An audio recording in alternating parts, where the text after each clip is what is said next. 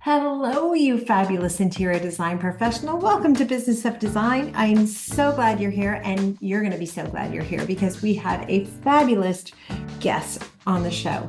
Fabulous guest on the show. Did I say that right? I don't even know. But I tell you what is right. Daniela Furtado. She is a consultant, a speaker, a writer, and she helps design and construction businesses get found online. Her company is Findable Digital Marketing, and she runs a boutique agency in Toronto. And her job is to help those who are design or construction-based businesses grow their website traffic and double their sales. And she does this by focusing on digital marketing efforts. She says she learned about SEO at the age of 12 when she was armed with a dial-up internet and a computer, and it just pushed her, motivated her to learn more. And she worked with some large companies before she found her own agency in 2020. Daniela, I want to give you her coordinates because I know you're going to want to stay in touch with her. Findableidigitalmarketing.com and on LinkedIn, Daniela-Furtado, and a whole bunch of numbers, which I'm not going to bother with. Go to businessofdesign.com and get her coordinates for sure. She also has a 30-day program and a 12-month program if you'd like to work with her. And again, those links are at businessofdesign.com. She's coming back for other episodes of Business of Design podcast. She's that good. She's really wonderful. I hope you'll all follow her. And she's super annoying and smart. She speaks 4 languages. So I find that's really annoying because I'm struggling with Spanish, as you all know.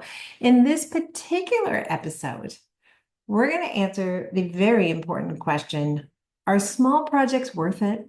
Should you bother?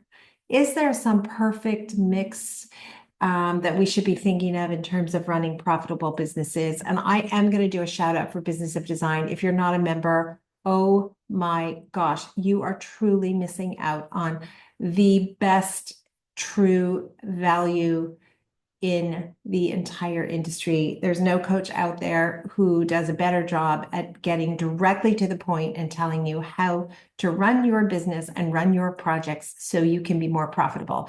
And one of my favorite programs is Salary, Revenue, Profit, and Wealth. And in that program, I tell you specifically, exactly, step by step, how you can determine how many small, medium, and large projects you need to earn the exact amount of money you want to earn. It is really, really simple. Once I figured out how to do it, it is my favorite annual exercise. I cannot wait to do it. I start dreaming about doing it in October, and I have to wait till the end of the year, but I love doing it. So Salary, Revenue, Profit, and Wealth. Go to businessofdesign.com, sign up today, and you too can stop being like Winnie the Pooh and be a bit more strategic. Nothing wrong with Winnie. I happen to love Winnie the Pooh, but I'm not sure he'd be the best CEO of a company. Maybe, I don't know. I think it's better to be a little bit more like Al and be strategic and plan. Plan for success, because that's what I want for you. And I know that's what you want for yourself. And that's what Daniela wants for you too. You're going to love her. I know you love Cheryl Horn. We all do. So let's hear from Cheryl, and then we're going to jump into the episode. Thank you so much for tuning in. Thanks, Kimberly. Well, as Kimberly mentioned, we would love for you to become a member of Business of Design, and I really think our member experience and testimonials speak for themselves. If you are still on the fence and haven't checked out the testimonials on businessofdesign.com, it's right in the main navigation. We always say we have 100 testimonials. I think there's 10 on each page, and we're at like 17, 18 pages now. And we don't add them all to the website because some of them are just like novels that we get by email, and it really is our members sharing their entire journey, and it's just incredible, and we would love for you to have one of those stories. So what are you waiting for? Sign up for membership, and then of course you're going to save through member pricing on everything else I'm going to talk about right now. And I'm going to start with our upcoming webinar on project management, a legal path to compliance. So that's happening on May 27th. This has been in the works for over a decade.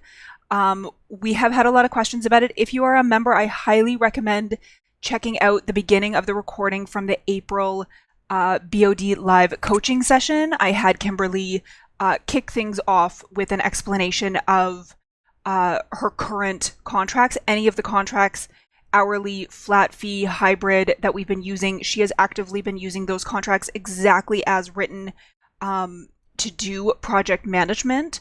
For those of you who are not comfortable taking that other step, it's not legal in your area to do project management the exact way that Business of Design has always been teaching.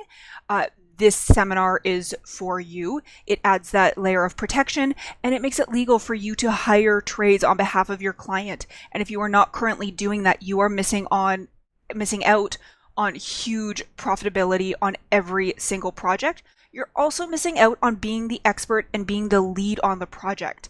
The one point of contact for your clients, they don't need to speak with anybody else.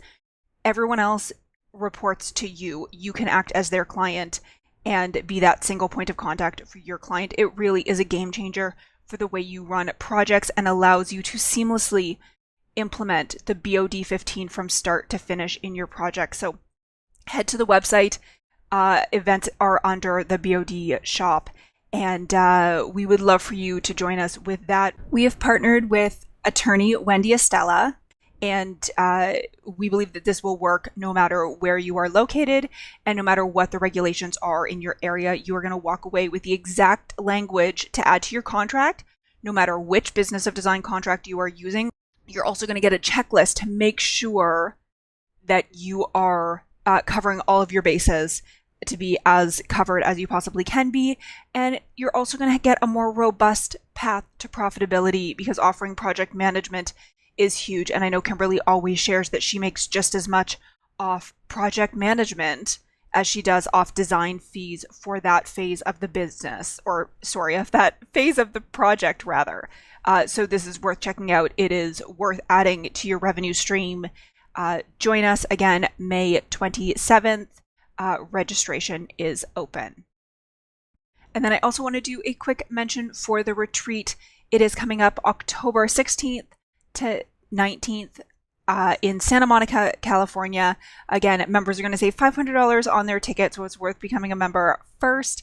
But we are so looking forward to this. We will cover anything our attendees want to. We're really going to take what they want to get out of the retreat into account as we plan for those learnings.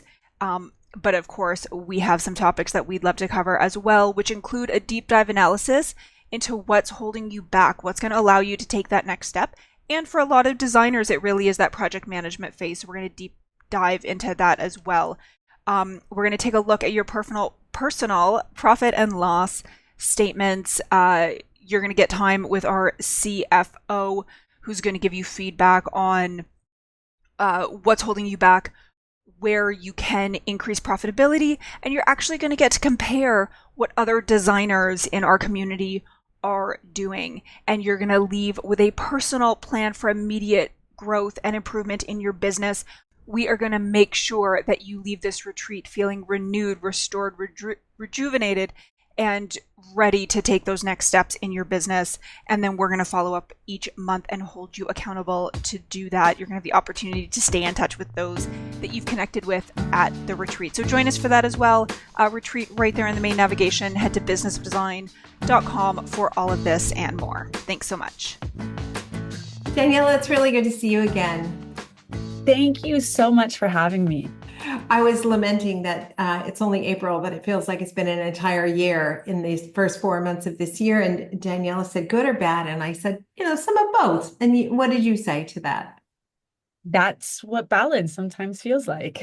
Yeah, I don't think the goods would feel as good without the low points, and the low points, I don't relish them. But once years ago, we were in a restaurant in Toronto for Ferraro's. It's a pizza joint on Eglinton. It used to be near where we lived. And in the restaurant, they had a bunch of their reviews hanging on the wall. And we happened to be seated at a table. And I looked up and I saw this review, and it wasn't a good review of the restaurant. And I said to the waiter, like, hey, I don't know if you noticed, but this review up here, it's not very good. He goes, meh, you got to take the good with the bad in life. So they hung them all. I thought, okay, that is exactly what you're talking about. Don't let the low rock you. Do Yeah. better and enjoy the highs because they won't last either. Yeah. Oh, that's such a very balanced and reasonable approach. It makes me think of there's a consultant, I'm not sure if you've heard of him, called David C. Baker, Oh and he's yeah. written quite a few books, and he talks about how important it is to make decisions not when things are really good, but also not when things are really bad, when you're somewhere in the middle. Yeah, David C. Baker, we hired David as a Oh, really? consultant at Business of Design. He helped us Wow. create our boss program. Amazing. He's an amazing guy. I learned a lot from him and I enjoy reading his newsletters. Some of it seems a little bit out of it for interior design professionals, but generally just really good business advice.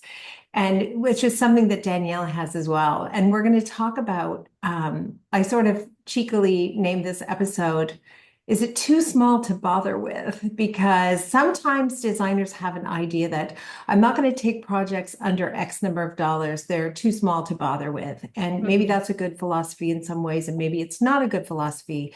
But you're going to talk to us about that mix and what it looks like. So over to Yeah. Daniela. Yeah. And I think I'm trying to play devil's advocate when I talk about this. It's up for every business to define what is too small. It's a very subjective question, but Yeah. I want to push back a little bit and challenge people to have a more balanced approach when it comes to their sales and be open to small, medium, and large projects and not have an all or nothing approach. Because as a marketing agency, or even when I worked in-house as a marketing manager, it helps a lot. It helps a lot. Yeah. And yeah, we'll talk about it today, but It yeah. helps in the sense of like I can say in my office, we talked at one point about whether or not we should only have the biggest projects. And of Mm, course, this is a conversation you have when things are going well, when you are right. slam, when business is great, when you are believing your own press and you think that everything you do turns golden, right? This Yeah. is a conversation you have. And we ultimately decided we really enjoyed having some small and medium projects along with the big projects because they were gratifying. They turned over more Hmm. quickly. They seemed a little bit like they were just fun because they Yes. happened quicker. Yes. And those small projects, in my experience, frequently turn into big projects Uh-huh. or medium-sized projects. Medium projects frequently turn into large projects. So it is kind of nice to have a mix. Those are some of the reasons I can think of why a mix makes sense, but maybe you have other reasons. Yeah, no, totally. It helps the team sharpen their skills, right? With a shorter project, everyone can touch the project at a faster turnaround time. And Mm, so you're not waiting for the big moment to come that you have the big project where you can work on a specific skill set. So I yeah. think it can help with your skills as a team and operations and like flushing out processes and finding efficiencies faster. Relationships, like you said, are a big one, right? People can grow. You could start with someone when, let's say, you're designing restaurants and cafes, when they have one location, and then when they want to add another one, that you could be that person, and maybe the next location is bigger and better. From a marketing point of view, there are a lot of benefits as well. So more clients mean more testimonials, more material that you can work with. You also have more that you could add to your portfolio. There's more variety. Um, and I think your sales strategy has to be reflected with your marketing strategy. So, for example, if you want to have like this pyramid type of, I don't want to say pyramid scheme, but like a pyramid shape with your projects, let's say like maybe 20% of your projects are really large and then 40% are medium, 40% are small, or whatever the number is, right? Right. That can be reflected in your marketing. So like Mhm. or in this case reverse, right? So you could have Most of your marketing are the big projects, Yeah. but you can sprinkle it in with medium size projects. And there's probably some interesting stories there that can just make your marketing more versatile, more diverse, speak to just have present more photos Yeah. because if it kind of gets boring to using talking about the same projects, the same 5 projects all year round. Right. I will say that you do want to, there shouldn't be an excuse to stay small. This Hmm. shouldn't be, Yes. you still want to be, I'll speak for myself. I still want to be discerning about which small projects I take. I don't want a small project in the sense that the client is keeping 45% of what they own and they want me to fill in the gaps. That is not a satisfying project for me because those Hmm. projects never turn out good enough to photograph. And in fact, every single year we set a corporate goal at KSDG. And one year I remember specifically the corporate goal was take no project you cannot photograph. So Hmm. a powder room only, great. If it's going to be a sexy, gorgeous powder room, do it. If it's going to be a Yeah, half of a powder room and you're just replacing the toilet and the faucets, no thanks. So I think you do want to also maintain that your discerning eye as you're thinking sure. about your mix, right? Yeah, and I think it's up to everyone to create those rules for themselves. So that's a fantastic rule, right? If we can't photograph it, we're not doing it. But for someone else, maybe they like more technical projects every once in a while. Yeah. Or maybe they like, maybe they're typically doing one maybe every once in a while they don't mind doing a condo because it's just fresh and different and they don't have any intentions to photograph, or maybe there's not much to photograph, but you got Mhm. to figure out what those parameters are for yourself. And that's what I want to challenge designers or creatives in general to think about. It's not easy at all to come up with those parameters, but Mhm. it's worthwhile, and I think it's makes your marketing and your sales balanced. The other last benefit I think is it can decrease the acquisition cost. So Mm. Yeah. or increase your conversion rate, right? So if you're open to smaller projects, it means that you're closing more projects, and so that it can mitigate the costs of your marketing, and it can really help support your marketing team not feel the pressure that, only a large lead or a large project is worthwhile, and they could go months before closing a project. It puts a lot of pressure on your marketing to Yeah. perform at its best. There's no room for experimentation. There's no room for dabbling and Yeah. trial and error, which is necessary in marketing. Yes.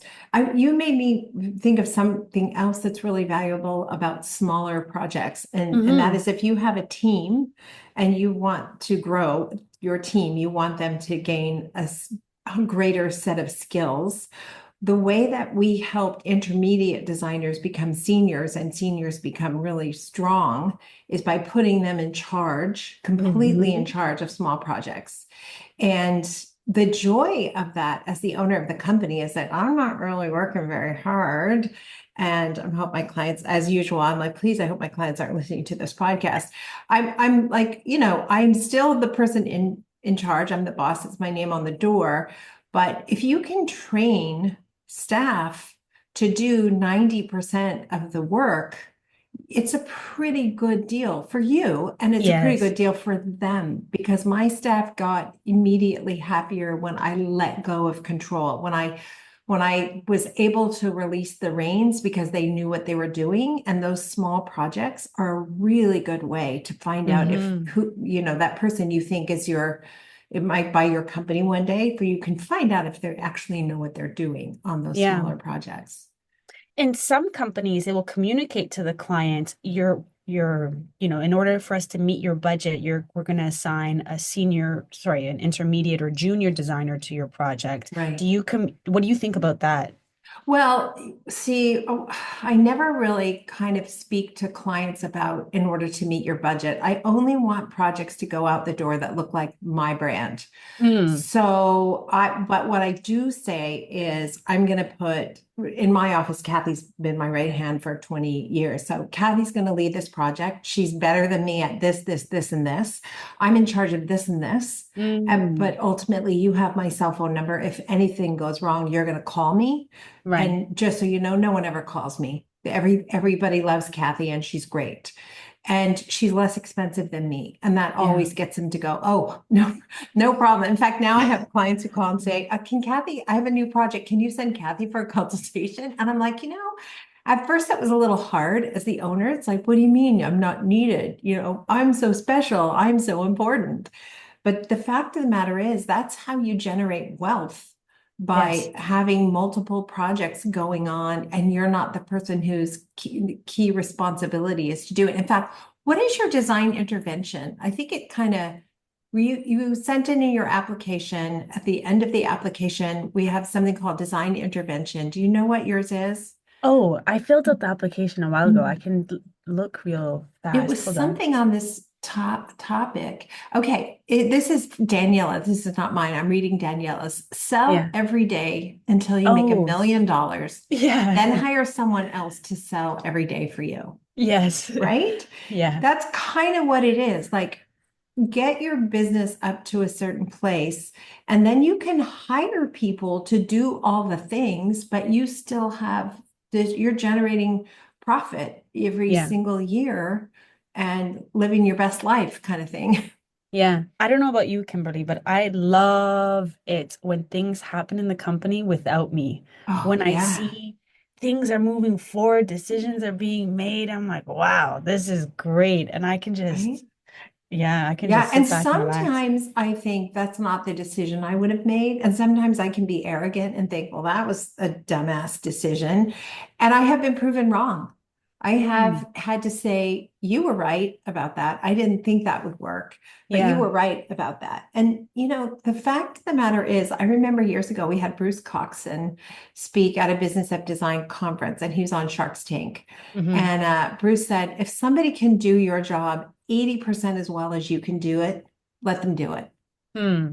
And I thought that was a really good rule of thumb. In other words, they're probably not going to be perfect. They're not going to be perfectly like you.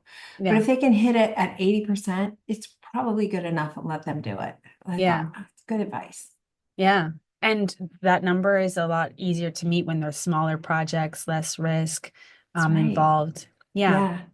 And we have had small projects like I've used the story a million times, but my favorite consultation was going to someone's house to decorate, not renovate, decorate her screen porch. That's it.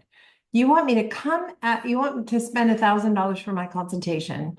So I can come out and we can talk about decorating your screen porch. And a lot of people would have said, I'm not going to go out, lame ass project decorating a screen porch, but that project turned into a multi-million dollar project because a lot of times clients, they don't know if they can trust you.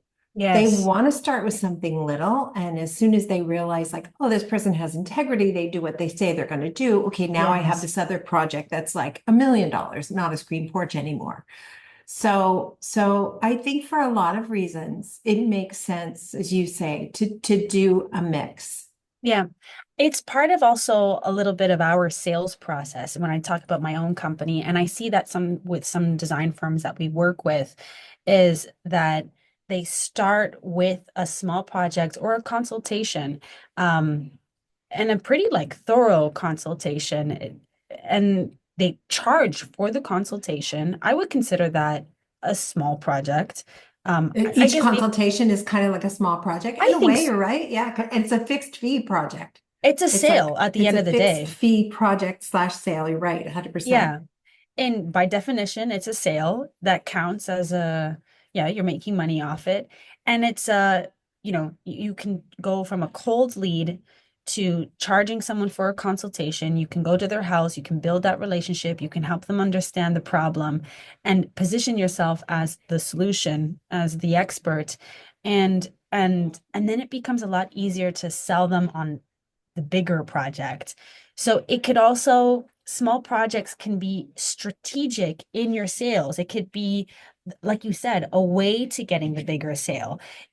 If you think a little like holistically, if you keep your ducks in a row, if you're organized, you keep tabs on people, you nurture those relationships, Yeah, totally. There's so much value in it. How do you define a small project? Well, it's interesting. We actually have a program at Business of Design. It's called Salary, Revenue, Profit, and Wealth. It's really, I'm so happy that we added wealth because for so many years, when I would speak, when Business of Design first launched, I spent most of my time convincing people to charge for the consultation. Most designers didn't even charge for the consultation, and they felt very strongly that you could not charge for the consultation. So that was our huge talking point 20 years ago.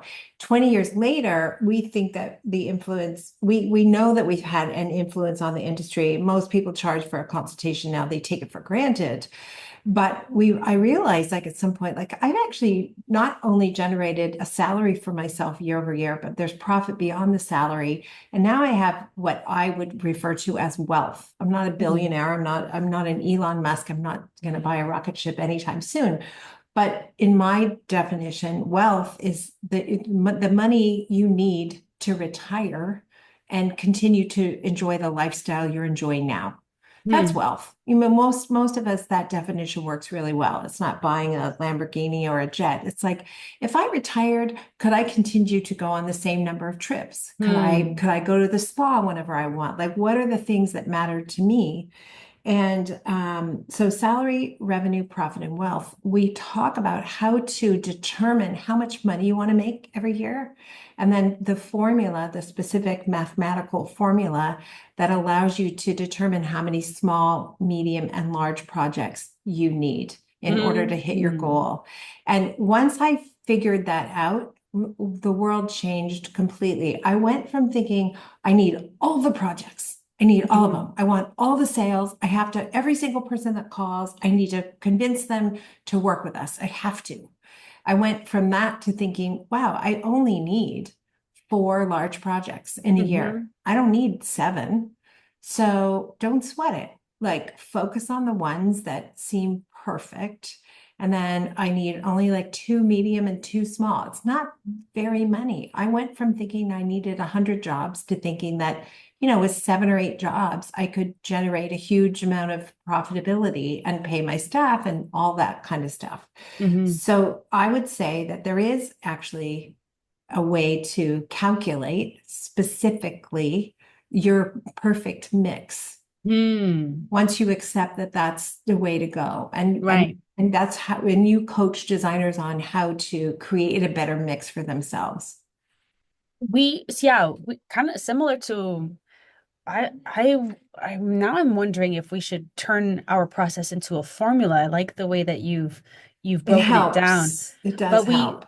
what we do is we ask them for their revenue goals. So not their Yeah. salary, but the company revenue goals. We Yeah. look at their historical sales data. So what was the ratio they needed to get their current sales goals? Exactly. And then work from there to usually we're doubling or we're using similar proportions um, to get the next goal. Usually people want to increase their revenue 10 to 15% every year. Right. And then we got to work backwards to figure out how many inquiries do we need in order to reach that target.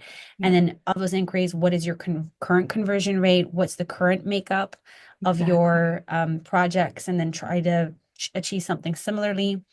Oftentimes that when we're talking about this, clients don't realize what the makeup is between large, medium, and size. And like you said, they're coming Yeah. into it just assuming or feeling like they should have a lot. And that's a dead giveaway when people say, I feel like, I'm like, okay, we need to ground this in data, not on feelings. Yes, 100%. And the other thing that was shocking to me when I started doing the analytics, you talk about the historic review, like when you Yeah. really start assessing what's happened in the past, Mm-hmm. I hadn't realized, I discovered that we don't make as much money on a kitchen or a bath as we Right. do on any other thing. And I assumed you made more on kitchens and baths. And the reason I assumed that is because there were so many people who specialized in kitchens and baths.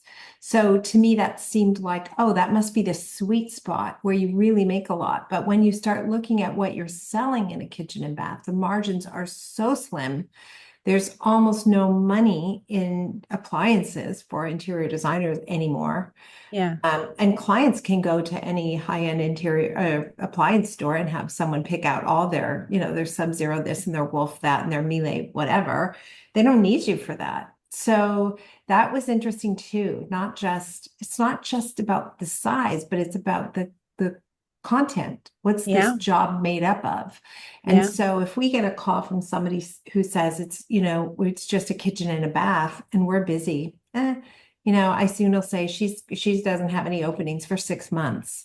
And if they really care and they're like, oh, and then she'll say, typically we like to do the whole main floor, not just a kitchen and a bath or whatever. And then often they'll say, oh, okay, we'll do the whole thing. Like they just don't know and they're nervous Hmm. about hiring you the first time. So you begin to become more discerning. And Yeah. that feels good in every way.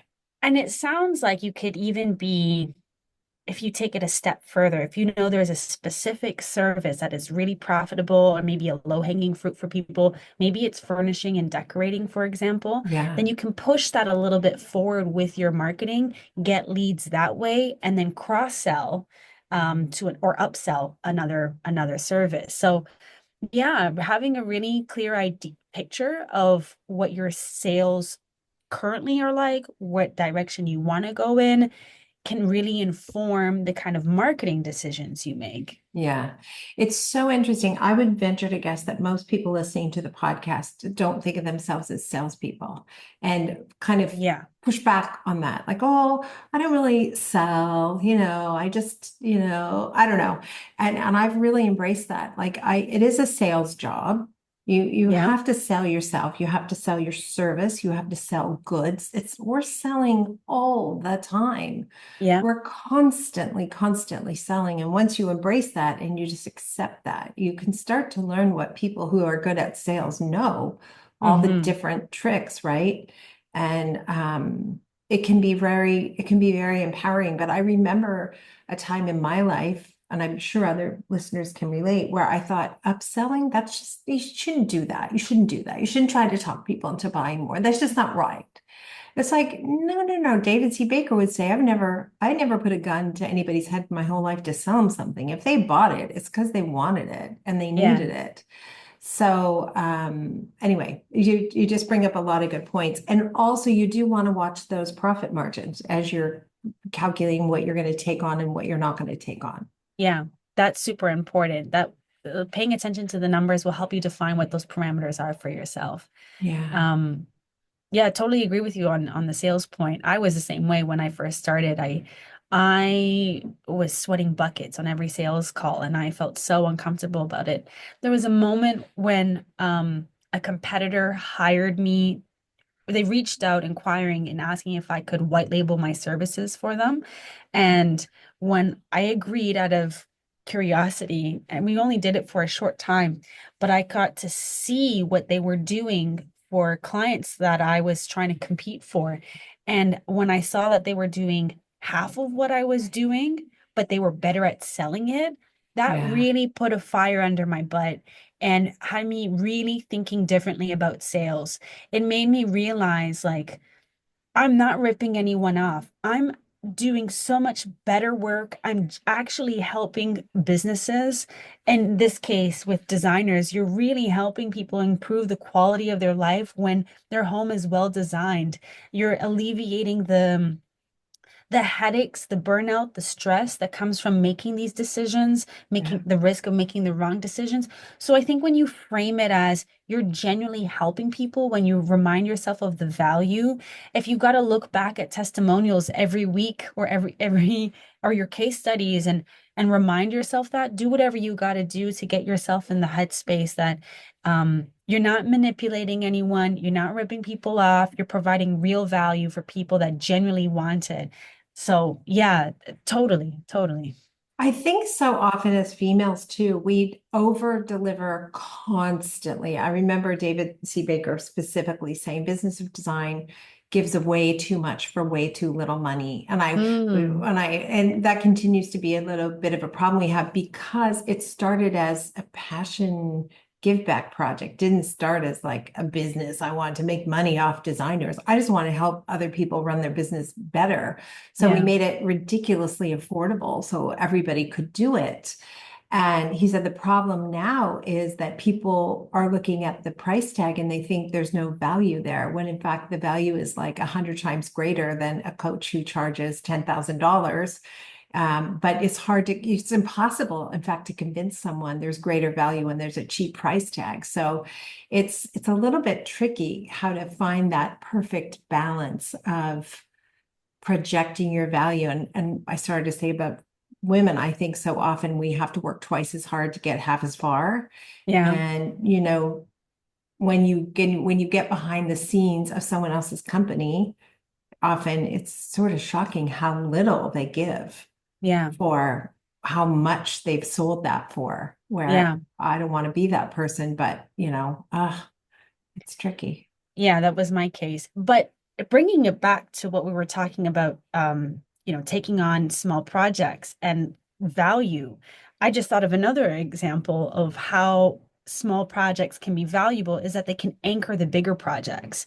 So, like we talk in the psychology of pricing, is that you always have three tiers, right? Yeah. Always when you present a proposal. And people often choose the middle package. So really, when you're putting together a proposal, what you should really be thinking about is how do you tweak the first and the third, so the top and the bottom package to make the middle one seem like a no-brainer. That's just the psychology of pricing and proposals. And so having smaller projects can make your other projects for the right customers seem so much more attractive. Right? Oh, if someone starts to push back on the price of a larger project or a larger model of working with you, depending what we're talking about, we can say, well, you can go with the cheaper, the DIY option or the Well, smaller. yeah, or you can work with a senior designer, but I'm not Right. involved. But if you Yep. want me, this is the Yes. cost or Right. whatever. And And sometimes, yeah, that. all of a sudden, sometimes the middle or the larger package can all of a sudden seem a lot more attractive. Mhm. So it could be an anchoring tool as well, even if you're not Mhm. trying to sell it, just having it there and Mhm. positioning it strategically in your sales calls, in your presentations, in your proposals could also support you selling what you actually want to be selling. And you can translate that, I suppose, into a consultation fee. I'm trying to think this out loud. You could say a Sure. consultation with a senior designer is, $700, and a consultation with the principal is $1,200, and a Mm, consultation with the entire team, including trades, is $3,000 or right. whatever it is. Yeah. That's an interesting concept. I haven't tried that. Did you do, I'm trying to think of Blair Enns. Have you done Blair Enns? He's big on the anchor price, and he's friends with David C. Baker, right? Yeah, yeah. I've been to MYOB, the Mind Your Own Business conference, and Oh, yeah, yeah. I've never hired. I'm not in a position to hire David C. Baker, but he knows me because I am like commenting on every LinkedIn post, replying Yeah. to every email. He's great. And Blair Enns, I've met him. He's also Canadian. I've Is read his he? No. I think he lives in BC. If Oh, he's not he Canadian, does. I don't even know that. But I met him in New York. I did one of his conferences in New York. yeah. Yeah, interesting. I have his book, Pricing Creativity. I've read that, and he just came Yeah. out with a new one. Oh, and there's another, the manifesto, the pitching manifesto, I think. Okay, yeah, yeah. Yeah. So A I've read lot his of it's books. is really related to advertising agencies. Yes. Um, but really couple of smart people, that's for sure. All of that, you can go to all the seminars you want. You can sign up for all the guest speaking events you want. You could pay all the money in the world for coaching, but if you don't implement what you learn Yeah. immediately, it's gone. The money is Yeah. gone. So I have a really strong policy that if I'm going to go to a seminar and I'm going to pay money, if there's something I think is worthwhile, I have to implement it the next week. Hmm. Because if it goes beyond that, it's a game over. So I make sure that I clear my schedule the next week to make a change. Brilliant. And then I know if the conference was a bust, if there's nothing to change, like then I'm like annoyed. Hmm. Yeah. Life is too short to go to bad conferences, and there's so many of them. Oh my gosh. So you're a proponent of creating a mix that Hmm. allows you to do your best work, Hmm. but I think what we both agreed is that you should still be discerning. It should be discerning about the Yeah. profit margin you can hit. You should be discerning about the quality of the work that's going to come out of that. Yep. But maybe give some thought to what do you think about a minimum fee? My office doesn't take projects that are under $250,000, for example. What do you think about that? Yeah. I mean, that also depends on the scope of the work, right? So, and I'm not sure who's listening, but I imagine there are people that are Yeah. individual that have part-time staff, full-time staff. So that number is Yeah. going to look very different for everyone. Um, and I think it's also important to mention it's important to make these decisions when times are okay. When you're Yeah. desperate, those parameters you're going to come up with, you're going to Are regret them bad. later. Yeah. Yeah. And when business is booming, you're going to make decisions like, I mean, I remember 2008, it was like, it was the same as COVID, like 2008 and 2021. I felt like we had a license to print money, like just we were booming. We were just at our peak profitability. Clients would buy anything you suggested. It was so fun. And so you start thinking like, oh, okay, I'm not going to take any projects that are under $1 million because I am so special. And I'm going to have a Mm, lineup around the block and like, look what I've accomplished for myself, long arm pat on the back. And then when it changes, you're like, oh shit, what have I done? Right. So I like that philosophy of making those decisions when it's just times are kind of medium, stable, not too good, not too bad, in the yeah, middle. yeah. Yeah. Oh my gosh. We like to end every episode with design intervention. We already gave away your good design intervention. In Tell us more about that. When you've made that $1 million, you can hire someone to make $1 million. Where did that come from? Yeah, it was a piece of advice I got at like early days. I'm not sure where. I was part of a business accelerator at the time, so maybe from one of the speakers that spoke at the accelerator. But I think in the early days, I was struggling to figure out how to spend my time. What should I be prioritizing? Time management was a big challenge for me in the first few years. Sometimes still is, but definitely in the first few years. And someone said, in the beginning, your only priority is sales, that sales is the lifeblood of your business. So Mhm. that's how you should be spending your time. Every day, you should be doing at least one thing that's sales related, even if that's just promoting yourself on social media for that day. Right. Um, Yeah, good point. and and yeah, they came up with the number that when you make $1 million, now I don't know what you think about this or what the David C. Bakers and Blair Ends of the worlds think, but they used $1 million as a benchmark. When you get to 1 million, then you can start to delegate it to someone else.